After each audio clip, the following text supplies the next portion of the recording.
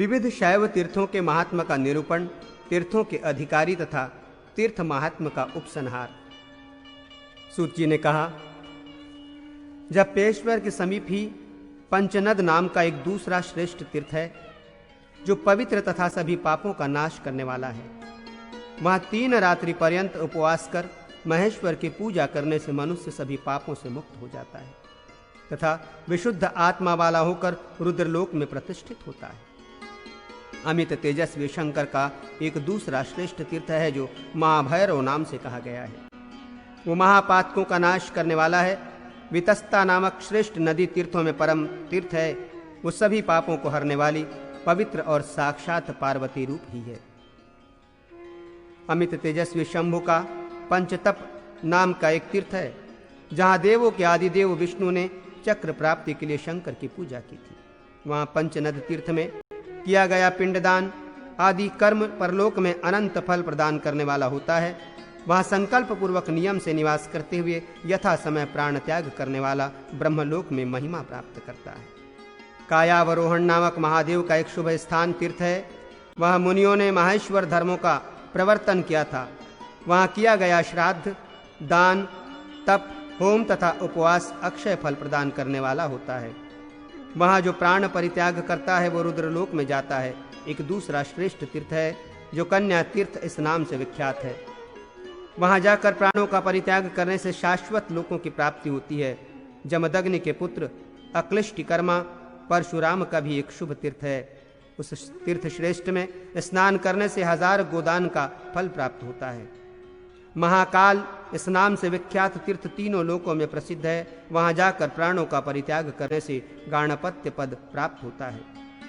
श्रेष्ठ नकुलीश्वर तीर्थ गुह्य स्थानों में भी अत्यंत गुह्य है। वहां श्रीमान भगवान नकुलीश्वर विराजमान रहते हैं। हिमालय के रमणीय शिखर पर स्थित अत्यंत सुंदर गंगा द्वार में शिष्यों से घिरे हुए महादेव देवी जी के साथ नित्य निवास करते हैं। वहां स्नान कर वृषभध्वज महादेव की पूजा करने से सभी पापों से मुक्ति हो जाती है और मृत्यु के बाद परम ज्ञान प्राप्त होता है। देवाधिदेव शंकर का एक दूसरा शुभ तथा पवित्रम स्थान है जो भीमेश्वर इस नाम से विख्यात है। वहां जाने से व्यक्ति पाप से मुक्त हो जाता है। इसी प्रकार चंडवेगा नदी पर उद्गम स्थान भी पापों का नाश करने वाला है। वहां स्नान करने तथा जल का पान करने से मनुष्य ब्रह्म हत्या से मुक्त हो जाता है। इन सभी तीर्थों में भी श्रेष्ठ तथा दिव्य वाराणसी नाम की पुरी 1000 कोटि गुना अधिक फलप्रदा है। पूर्व में मैंने आप लोगों से उसके महात्म्य का वर्णन किया था। योगी को भी वाराणसी के अतिरिक्त अन्यत्र एक जन्म में मुक्ति नहीं मिलती। मनुष्य के पापों को हरने वाले ये प्रधान देश तीर्थ बतलाए गए हैं जहां जाकर सैकड़ों जन्मों में किए गए पापों का प्रक्षालन करना चाहिए। जो अपने धर्मों का परित्याग कर तीर्थों का सेवन करता है उसके लिए तीर्थ न इस लोक में फलदायी होते हैं न परलोक में। प्रायश्चित, पत्नी से रहित, विधुर पुरुष तथा जिनके द्वारा पाप हो गया है ऐसे गृहस्थ एवं उसी प्रकार के जो अन्य लोग हैं उन्हें पश्चाताप पूर्वक यथाशास्त्र तीर्थों का सेवन करना चाहिए। प्रयत्न पूर्वक अग्नि अथवा पत्नी के साथ तीर्थों में जाना चाहिए।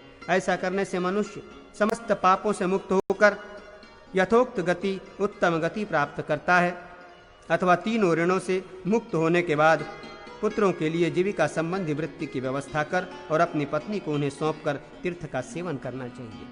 प्रायश्चित के प्रसंगवश तीर्थों के महात्मा का वर्णन किया गया। इसे पढ़ने वाला अथवा सुनने वाला भी सभी पापों से मुक्त हो जाता है।